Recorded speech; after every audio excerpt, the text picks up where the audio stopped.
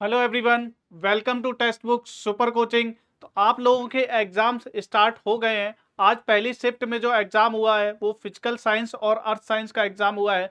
तो physical science और earth science में जो आपके पार्ट ए के क्वेश्चन आए हैं उसके बारे में हम बात करेंगे। उसके बारे में देखेंगे कि किस लेवल के क्वेश्चंस आए हैं, इजी थे, हार्ड थे, और किस टॉपिक से मेनली क्वेश्चंस पूछे गए हैं, वो सारी चीज़ें हम बात करेंगे। अभी जो स्टूडेंट से बात करके हमारे पास जो क्वेश्चंस आए हैं, टॉपिक आए हैं, उसके बारे में बात करेंगे और साथ में उससे सिमिलर क्वेश्चन भी हम यहाँ पे सॉल्व करेंगे। तो अगर देखें, सबसे पहले हमें बात करनी है कि ओवरऑल कैसा रहा पेपर। अगर आपने पेपर दिया है तो आप हमें ज़रूर बताएं कि आपका पेपर कैसा रहा, कितने क्वेश्चंस आपने अटेम्प्ट किए हैं, तो आप हमें ज़रूर रिस्पॉन्स में बताएं। पार्ट ए की अगर हम बात करें, जितने स्टूडेंट से अभी तक बात हुई है तो उन्होंने बताया है कि पार्ट ए का जो लेवल रहा है थोड़ा सा अप रहा है लास्ट ईयर से। अगर बात करें तो ये मॉडरेट लेवल का पेपर माना जा सकता है। जो क्वेश्चंस आए हैं, कुछ क्वेश्चंस की हमें यहाँ पे बात करेंगे। कुछ टॉपिक है जिनके क्वेश्चंस काफ़ी इजी आए हैं और कुछ टॉपिक है जहाँ पे क्वेश्चन का लेवल थोड़ा सा बड़ा है। तो अगर हम बात करें यहाँ पे मॉडरेट लेवल, इसको लेके चल सकते हैं। मॉडरेट लेवल का आपका पेपर रहा है। बहुत ज़्यादा डिफिकल्ट भी नहीं कहूँगा मैं, कि क्योंकि कुछ क्वेश्चन है काफ़ी इजी क्वेश्चन है, आपको देखते ही पता चलेंगे। जो भी स्टूडेंट के थ्रू हमारे पास निकल के आया है, उनसे बात हुई है, कुछ क्वेश्चन हमें एग्जैक्ट पता चले हैं कि क्या क्वेश्चन थे। कुछ क्वेश्चन थे कि जहाँ से हमें टॉपिक पता चला है, तो वहाँ पर हम आपको बताएंगे कि किस तरीके के क्वेश्चन का आपको प्रैक्टिस करके और जानी है। जिनका कल एग्जाम है या परसों एग्जाम है, वो इसको देख के एक बार देख सकते हैं कि किस तरीके के क्वेश्चंस आपके आए हुए थे। ठीक है, तो क्वेश्चंस देखते हैं। पहले टॉपिक्स देख लेते हैं कि क्या क्या टॉपिक से मेनली क्वेश्चन पूछा गया है। नंबर सिस्टम, मैंने जब ये लेक्चर करवाया था मैंने आपको बताया था हर बार इससे क्वेश्चन पूछा जाता है। एक या दो क्वेश्चन हर बार इससे पूछे जाते हैं और डिफरेंट डिफरेंट टाइप के क्वेश्चन पूछते हैं। जो मैंने आपको बताया था डिविजिबिलिटी रूल वाला, उससे एक क्वेश्चन देखने को मिला है, मैं भी आपको सॉल्व करवाऊंगा। और एक सुडोकू से क्वेश्चन पूछा गया आपका वेन डायग्राम। वेन डायग्राम बहुत ही इंपॉर्टेंट है, लॉजिकल रीजनिंग से आपका वेन डायग्राम का क्वेश्चन पूछा गया है। और ग्राफ बेस्ड स्टेटमेंट, एक ग्राफ पॉपुलेशन बेस्ड ग्राफ दिया गया था, वहां पे क्वेश्चन पूछा गया है। नेक्स्ट बात करें permutation and combination. Permutation combination जब मैंने आपको पढ़ाया था यूट्यूब पर ही, तो आपने देखा था कि किस तरीके के क्वेश्चंस आते हैं। वहां पर ही एक क्वेश्चन पूछा गया है, रेक्टेंगुलर बॉक्स में कितने टाइल्स अरेंज कर सकते हैं। उस तरीके का मैंने सेम क्वेश्चन कराया था, वो मैं आपको बताऊंगा, तो आपको अभी समझ में आएगा। सीटिंग अरेंजमेंट से हर बार क्वेश्चन देखने को आपको मिलता है। प्रोबेबिलिटी, प्रोबेबिलिटी बहुत ही छोटा टॉपिक है, लेकिन हर बार एक क्वेश्चन आपको जरूर में देखने को मिलता है। देखते हैं कुछ क्वेश्चंस जो हमें एग्जैक्टली पता चले हैं कि एक ये क्वेश्चन है। इसमें क्या पूछा गया है, एक नंबर है 32x/6, x and y both are even, what will be the value of x if it will be divisible by 9। तो ये आ गया डिविजिबिलिटी रूल वाला। मैंने आपको बताया था, सारे डिविजिबिलिटी रूल का बताया था कि 2 से कब डिविजिबल होगा और 3 से कब होगा।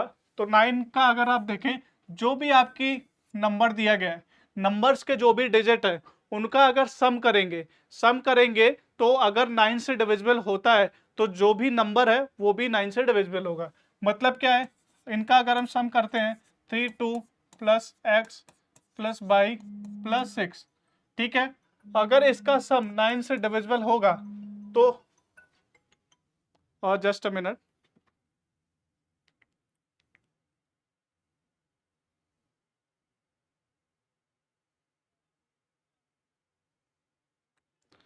फोन को मैं साइलेंट कर देता हूं। ठीक है, तो डिविजिबिलिटी रूल का अगर हम देखें तो 9 से कब डिविजिबल होगा, अगर इनका सम जो है, जो भी आपका सम आता है, अगर वो 9 से डिविजिबल है तो हमारे जो नंबर है वो भी 9 से डिविजिबल होगा। तो 9 से डिविजिबल नंबर्स क्या होंगे, 9 का अगर हम करें, एक तो 9 हो सकता है, 18, 27, 36, ये सारे 9 से डिविजिबल होंगे। अगर इनका सम करके आप देख भी लो, ये 0 कह सकते हैं, 0 9 9 हो गए, 8 और 9 9 हो गए, 7 2 9 9, मतलब 9 से डिविजिबल इनका सम भी आ रहा है। ये तो छोटे नंबर्स हो गए। आप कोई बड़ा नंबर अगर देखोगे, 1 2 3 4 टाइप का कर लो, 4 3 7 3 10, अगर 10 इसका सम आ रहा है तो मतलब 9 से डिविजिबल नहीं है, तो ये नंबर भी 9 से डिविजिबल नहीं होगा। तो ये आपका कॉन्सेप्ट होता है डिविजिबिलिटी वाला। अगर हम इसको सॉल्व करेंगे तो इसका मतलब ये 3 2 5 हो गए, 11 प्लस एक्स प्लस वाई। अब यहाँ पर क्या और कंडीशन दी गई है कि एक्स एंड वाई बहुत इवन होंगे, एक्स की वैल्यू निकालनी है। तो पहले तो ऑप्शन अगर देखेंगे तो सारे इवन ही दिए गए हैं, तो उसमें कोई इशू नहीं है। ठीक है, तो इवन नंबर ही आपका यहाँ पे आएगा। अब ये कंडीशन दी गई है तो ये कंडीशन हमारे लिए यूजफुल नहीं रहेगी, क्योंकि जो ऑप्शन दिए गए हैं वो सारे इवन ही है। अगर यहाँ पे ऑड होता तो हम उसको वहां पे हटा लेते, क्योंकि वहां पे इवन दिया गया है। अब क्या और क्या वैल्यू दी गई है, अगर हम देखेंगे तो आपका 9 18 27 36। अब 11 यहाँ पे तो हो गया, x प्लस वाई की वैल्यू अगर 7 होती है तो आपका 18 हो जाएगा, जो कि 9 से डिविजिबल हो जाएगा। x प्लस वाई की वैल्यू 7 होगी ही नहीं। क्यों नहीं होगी, उसका रीजन है कि x और y दोनों इवन है।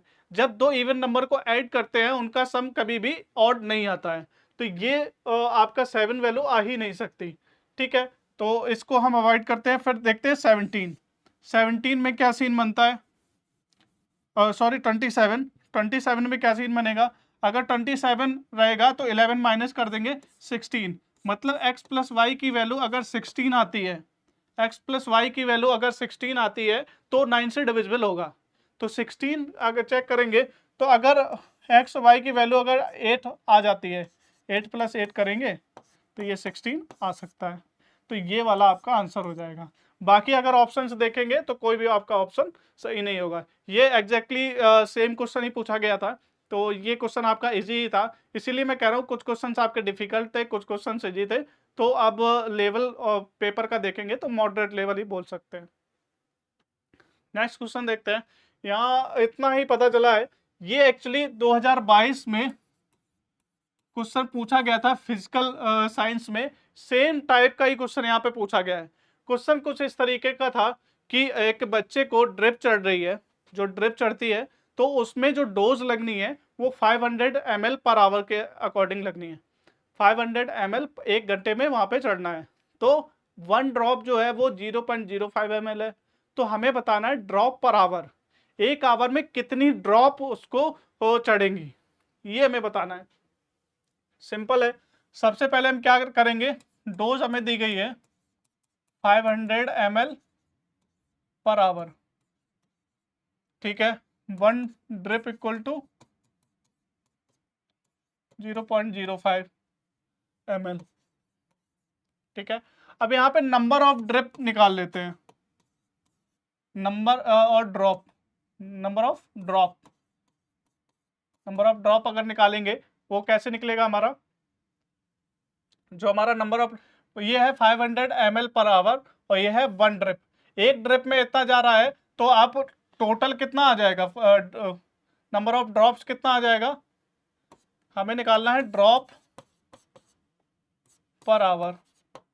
ठीक है, ये आपका है नंबर ऑफ ड्रॉप्स, ये 1 ड्रॉप में इतना है तो टोटल ड्रॉप्स कितना आ जाएगा 500 अपॉन 0.05। ठीक है, इसको अगर सॉल्व करेंगे तो 500 अपॉन 5 इंटू 100 ये हो जाएगा। इसको सॉल्व करेंगे तो आपका 100 आ जाएगा, तो आपका 10,000 ड्रॉप्स आ जाएंगे, 10,000 ड्रॉप्स। मतलब जो आपका 500 ml होगा वो आपका 10,000 ड्रॉप्स के थ्रू वो चढ़ेगा। अब हमें पता करना ड्रॉप पर आवर, तो नंबर ऑफ ड्रॉप्स हमें पता चल गई, और आवर के हिसाब से अगर हम बात करें ये तो क्या हो जाएगा 10,000 अपॉन आवर, अगर मिनट में बात करें 60 हो जाएगा, 60 से 60 डिवाइड करेंगे तो 1000 अपॉन 6 के डिवाइड करेंगे तो आ जाएगा 1, और यहाँ पे 4 6 5 165 के अराउंड आएगा, पॉइंट्स में भी आएगा। तो 165 के अराउंड जो भी आपका आंसर था वो आपका करेक्ट हो जाएगा। ठीक है, ये आपका क्वेश्चन देखने को मिला था। और भी क्वेश्चन है जो हमें देखने को मिले हैं। ये जो आपका जो सिमिलर क्वेश्चन आया था 2022 में वो भी मैं आपको दिखा देता हूँ, एक बार सॉल्व भी करा देता हूँ। इस तरीके का एग्जैक्ट क्वेश्चन था, और अगर हम पीछे देखें तो ये भी इसी तरीके का एक क्वेश्चन पूछा गया है। तो जो प्रीवियस ईयर के क्वेश्चन मैं आपको बार बार बोलता था कि प्रीवियस ईयर के क्वेश्चन हमें करने चाहिए, क्योंकि CSIR रिपीट करता है। क्वेश्चंस रिपीट करता है, बस वैल्यू वगैरह चेंज कर देंगे, जो कॉन्सेप्ट होता है वो रिपीट होता है, इसलिए हमें प्रीवियस से क्वेश्चन जरूर लगाना चाहिए। ये क्वेश्चन अगर हम देखते हैं तो ये फ्लूइड चढ़ रहा है 7.5 kg, 7.5 kg बच्चे का वेट है, given to a child of 7.5 kg। 7.5 kg का चाइल्ड है, उसको फ्लूइड चढ़ना है at the rate of 20 drop per minute. वो यहाँ पे रेट दिया गया है कि 20 ड्रॉप पर मिनट के अकॉर्डिंग यहाँ पे चढ़ेगा, eight the rate of 20 drop per minute. The prescribe dose of the fluid is 40 ml। Total कितना चढ़ना है 40 ml पर केजी के हिसाब से। तो हमारे पास 7.5 kg बच्चे का वेट है, तो 40 ml पर केजी, तो टोटल कितना फ्लूइड चढ़ेगा? टोटल अगर निकालेंगे हम 7.5 इंटू 40, इसको अगर डिवाइड करेंगे तो 300 ml बच्चे को चढ़ना है फ्लूइड। अब हमें क्या पूछा गया, if the volume of a drop is 0.05 ml। यहाँ पे वॉल्यूम दिया गया है 0.05 ml एक ड्रॉप का वॉल्यूम है, तो नंबर ऑफ ड्रॉप्स यहाँ पे भी निकाल लेते हैं।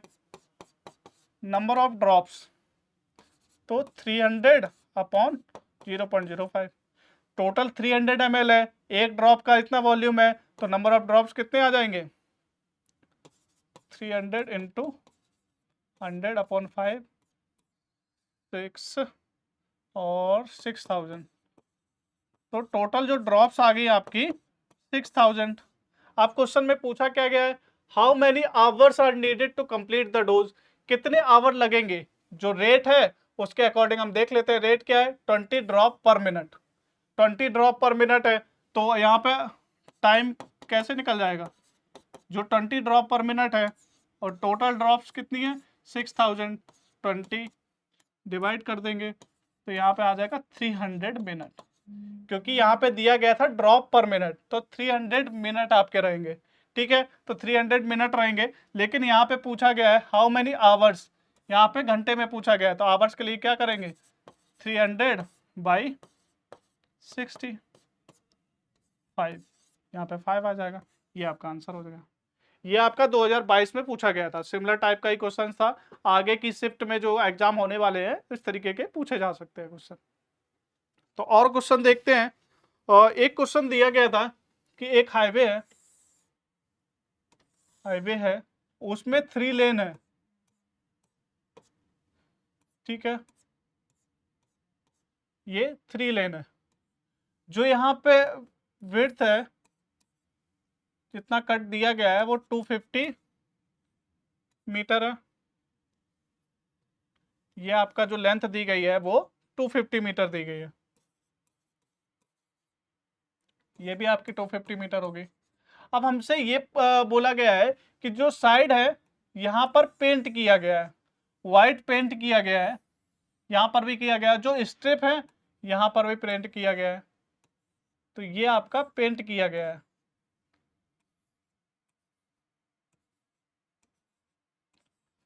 ठीक है, और ये भी यहाँ पे बोला गया है कि यहाँ पे जो लेंथ है वो 2.5 मीटर है, फिर जो गैप है वो 2.5 मीटर है, ये फिर है 2.5 मीटर है, इस तरीके से यहाँ पे बोला गया है। तो अगर आप देखेंगे तो इनका लेंथ 2.5 मीटर और गैप भी 2.5 मीटर है, मतलब इवन गैप है। जो भी आप आगे देखेंगे वो इवन गैप ही रहेगा। जो भी पेंट किया गया, इधर पेंट किया गया, इधर पेंट किया गया, आपने देखा होगा ना हाईवे में जो लेन डिवाइड करते हैं, लेन डिवाइड करने के लिए बीच में स्ट्रिप्स कर देते हैं, पेंट कर देते हैं स्ट्रिप्स, सो दैट आपको पता चले कि ये सेपरेट लेन है। तो यहाँ पे 3 लेन बनाई गई है, 3 लेन के लिए यहाँ पर आपको पेंट किया गया, यहाँ पर पेंट किया गया और बीच में यहाँ पे स्टेप्स बनाई गई। तो हमसे ये पूछा गया, तो जो भी पेंट किया गया है उसकी लेंथ क्या है, टोटल लेंथ पूछी गई है। तो आप डायरेक्टली एक तो ये लेंथ ऐड कर देंगे, 250 मीटर ये भी है, 250 मीटर ये भी है। अब इसके लिए क्या करेंगे, यहाँ देखेंगे ना 2.5 metre then gap, 2.5 metre then gap, तो अगर हम बात करें तो ये कितना हो जाएगा 250/2, क्योंकि आधी जगह पे वेकेंट होगा, आधी जगह वेकेंट होगा, आधी जगह पे वहां पे स्ट्रिप से हमने पेंट किया होगा, तो 250/2 हो जाएगा। ऐसे ही इसके लिए हो जाएगा 250/2, 2, तो इसको ऐड कर दो, 250 प्लस 250, यहाँ पे हाफ हाफ था, फिर ये भी फुल हो जाएगा 250, तो टोटल आपका 750 मीटर आंसर आ जाएगा। ये देखिए इस तरीके के क्वेश्चन पूछे गए थे, जो स्टूडेंट्स अभी हमें पता चला है कि ये क्वेश्चन आपका बार पूछा गया था। नेक्स्ट क्वेश्चन देखते हैं जो आया था। एक दिया गया था कि D N Y D T equal to R N by K and K minus N, इस तरीके से दिया गया। ये बोला गया था पॉपुलेशन रेट ग्रोथ, पॉपुलेशन जो चेंज हो रही है उसका जो रेट है वो इस तरीके से रिप्रेजेंट किया गया था। अब हमसे ये पूछा गया था कि मैक्सिमा ऑफ पॉपुलेशन चेंज, कहाँ पे सबसे ज़्यादा पॉपुलेशन चेंज हो रही है, कहाँ पे पॉपुलेशन सबसे ज़्यादा चेंज हो रही है। तो पॉपुलेशन चेंज के लिए मैक्सिमम वैल्यू निकालनी थी।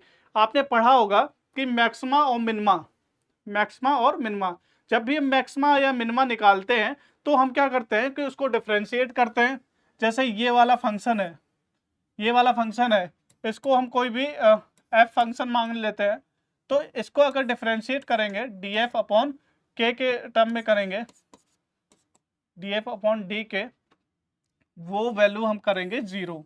जब हम जीरो करेंगे तो के की जो वैल्यू आएगी, जो यहाँ पे वैल्यू आएगी, वो हमारे पता चलेगी कि मैक्सिमम मिनिमम किस वैल्यू पर होगा।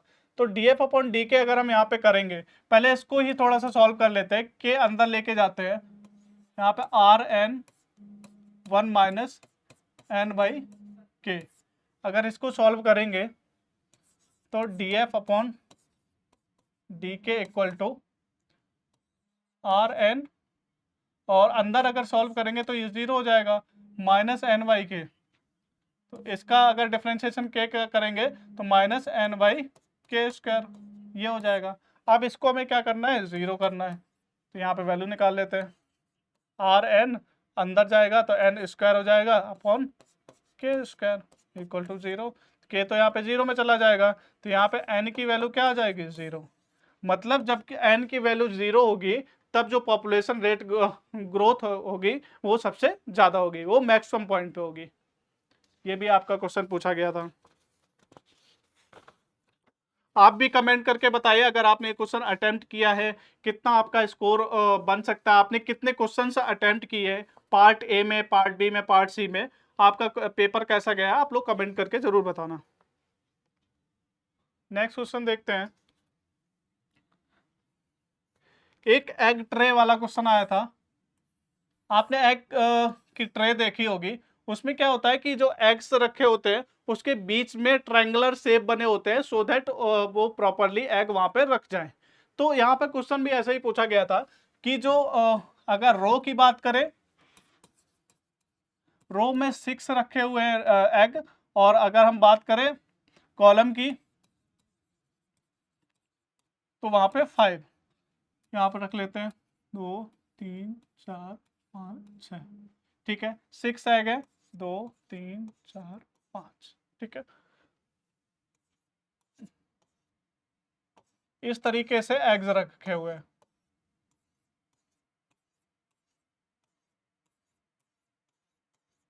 एग ट्रे सभी ने देखी होगी, आपको आइडिया लग रहा होगा किस तरीके की मैं बात कर रहा हूं। अब ये पूछा गया है जो यहाँ पे ट्रायंगुलर शेप बने होते हैं, इसके साइड में ट्रायंगुलर शेप बने होते हैं, तो कितना ट्रायंगल स्टैंड होंगे, ट्रायंगुलर स्टैंड कितने होंगे जहां पर आपके एग्स रखे हुए हैं, यहाँ पे पूछा जाएगा। तो अगर यहाँ पे देखेंगे ना, आपका यहाँ पे भी ट्रायंगुलर होगा, यहाँ पे होगा, यहाँ पे होगा, यहाँ पे होगा, इस तरीके से आपका सब जगह इधर इधर इस तरह नीचे तक अगर बनाओगे आप, सब जगह होगा।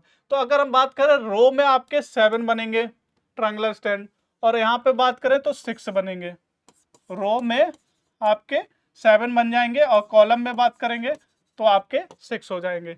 तो टोटल कितने बनेंगे, 7 इंटू 6 कर देंगे, 42 आपका आंसर आ जाएगा। ये आपका क्वेश्चन था। आपको यही पूछा गया था कि आपका ट्रायंगुलर स्टैंड कितने बनेंगे। ट्रायंगुलर स्टैंड आपको समझ में आ रहा होगा, जो भी हम एक्स रखते हैं उसको सपोर्ट देने के लिए प्रॉपरली रखा रहे, वहां पर ट्रायंगुलर स्टैंड बना होता है। तो वो पूछा गया है कि कितने ट्रायंगुलर स्टैंड बने होंगे, ठीक है। एक क्वेश्चन आपसे पूछा गया था, एक क्लास में, एक क्लास है उसमें 70 स्टूडेंट्स हैं, ठीक है, उसमें कुछ गर्ल्स हैं, सॉरी कुछ गर्ल्स हैं और कुछ बॉयज हैं। मान लेते हैं इसमें एक्स गर्ल्स हैं, बाई बॉयज हैं, और उसमें कंडीशन दी गई थी कि 20% गर्ल्स है आपकी, 20% जो गर्ल्स है, जो 20% गर्ल्स हैं वो स्पेक्स लगाती हैं, और 40% जो बॉयज हैं वो स्पेक्स लगाते हैं, चश्मा लगाते हैं। तो अगर हम बात करें, जो गर्ल्स हैं 20% ऑफ टोटल, टोटल के स्पेक्स लगाते हैं, स्पेक्स वालों की बात हो रही है। ठीक है, बॉयज की अगर देखें तो 40% ऑफ टोटल, टोटल बॉयज में जो 40% है वो स्पेक्स लगाते हैं। अब टोटल जो स्पेक्स लगाते हैं वो भी आपको दिया गया है, वो वैल्यू आपको दी गई है 23। टोटल स्पेक्स स्टूडेंट हैं वो 23 है। ठीक है, अब हमसे ये पूछा गया है कितने बॉयज थे, नंबर ऑफ बॉयज पूछा गया है। तो अभी हम निकाल लेते हैं नंबर ऑफ बॉयज। जो भी आपको कंडीशन दी गई है उसको ही हम सॉल्व करेंगे तो आपका इजीली निकल आएगा। जैसे अभी हमने माना हमें पता नहीं है कितनी गर्ल्स है कितनी बॉयज है, तो हमने इसको एक्स मान लिया, इसको बाई मान लिया। तो अब यहाँ पे कंडीशन दी गई टोटल स्पेक्स, टोटल आप बात करेंगे तो 20% ऑफ टोटल, 20% ऑफ टोटल कितना होगा, 20/100 into X plus 40%, 40/100 into Y equal to 23। ये हो गया।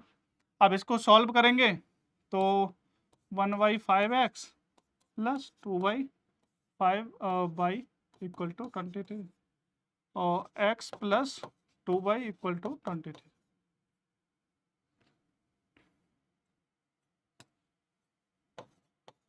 ठीक है, एक आपका ये बन गया इक्वेशन, और एक आपका इक्वेशन यहां से बनेगा। क्लास में टोटल 70 है, टोटल 70 है, x plus Y equal to क्या हो जाएगा आपका, ये आपसे पूछा गया है, x प्लस वाई क्या होगा 70।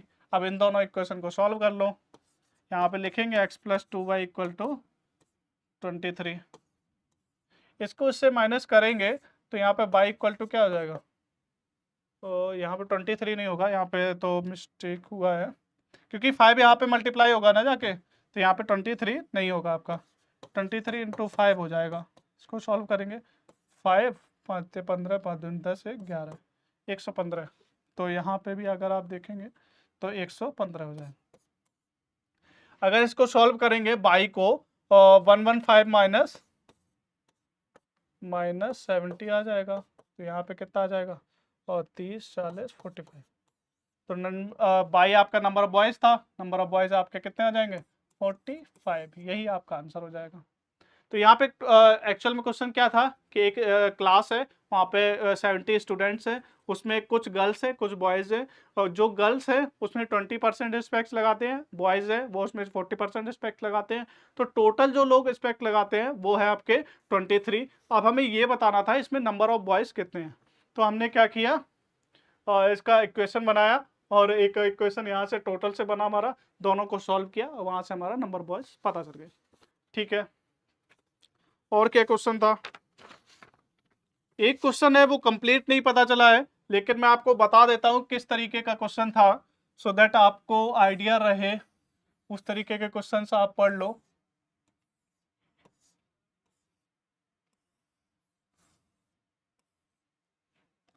एक ये क्वेश्चन था जिसमें 5 यहाँ था, ए यहाँ था, इसका जो सम होगा, इन तीनों का जो सम होगा वो 14 होगा, इन तीनों का जो सम होगा वो 20 होगा, और इन हाँ इन तीनों का जो यहाँ पर भी यहाँ पे 4 पार्ट कर दिए थे, तो ये इनका जो सम होगा वो 23 होगा। ठीक है, ये बोला गया था। अब हमें करना क्या है, हमें ए की वैल्यू निकालनी थी। अब यहाँ पे अगर हम बात करें, अगर यहाँ पे मान लो x मान लिया, इसको y मान लिया, तो x plus A plus Y equal to क्या हो जाएगा 14 हो जाएगा। एक आपका इक्वेशन ये बन गया, इसको a मान लिया, इसको b मान लिया, तो a प्लस 5 प्लस बी इक्वल टू 20 हो जाएगा। यहाँ पर भी इसको हम साथ में ही कुछ मान लेते हैं, p मान लेते हैं, तो एक इक्वेशन आपका ये मिल जाएगा 5 plus A plus P equal to 23। अब ये सॉल्व कैसे होगा, सब जगह अलग अलग है, और इसमें एक चीज ये और बोली गई थी कि जो नंबर्स रहेंगे 1 2 3 4 5 6 7 8 9, तो 1 to 9 तक, 1 to 9 के बीच में ही नंबर्स रहेंगे। Just a minute. हाँ, तो 1 to 9 के बीच में नंबर्स रहेंगे और कोई भी नंबर रिपीट नहीं होगा, नॉन रिपीटेड नंबर्स होंगे 1 to 9 के बीच में। तो हमें ये बताना था कि आपकी ए की वैल्यू क्या होगी। तो इस तरीके के क्वेश्चंस को करने के लिए आपने इक्वेशंस बना लिए, तब आपको ऑप्शंस के थ्रू जाना पड़ेगा। यहाँ पर हमें ऑप्शंस नहीं पता है, तो मैं आपको अप्रोच बता देता हूँ कि इस तरीके के इक्वेशंस आपने बना लिए, देन ऑप्शन के थ्रू आप रख के देखेंगे जहां पर आपकी वैल्यू बन रही होगी। आपको बस याद रखना है कि 1 to 9 के बीच में होना चाहिए और नॉन रिपीटेड होना चाहिए। ठीक है, ये क्वेश्चन आप देख लेना। और जो क्वेश्चन हमें मिले थे, हमने टॉपिक देखे, सुडोकू से क्वेश्चन था आपका। तो इस तरीके का क्वेश्चन मैं एक बार करवाया था आपको, एक बार फिर से मैं करवा देता हूँ कि क्या कॉन्सेप्ट लगता है, किस तरीके से होता है ये क्वेश्चन, मैं आपको बता देता हूँ। ये सुडोकू होता है, जिसको पहले नहीं पता है वो मैं बता देता हूँ कि यहाँ पर इस तरीके के क्यूब्स होते हैं। एक ये छोटे छोटे क्यूब्स है, एक ये बड़ा वाला क्यूब है। ठीक है, जो यहाँ पर क्या है कि कोई भी रो है या कोई भी कॉलम है, उसमें 1 से 9 के बीच में नंबर होने चाहिए, कोई भी नंबर रिपीट नहीं होगा, कोई भी रो में ना ही कोई भी रो में ना ही कोई भी कॉलम में। एक तो ये रिपीट नहीं होगा, दूसरा क्यूब जो भी बन रहे हैं छोटे छोटे, उसमें भी 1 to 9 के बीच में ही होना चाहिए, वहां पर भी रिपीट आपका नहीं होगा। तो आपको ये याद रखना है। अब यहाँ पर वैल्यू पूछी गई है डी की। अगर आप डी के लिए देखेंगे, इस रो में क्या क्या आ गया है, 1 आ गया, 2 आ गया, 7 आ गया और 8 आ गया। 1 2 7 8, तो मतलब डी की वैल्यू 1 2 7 8 तो नहीं होगी।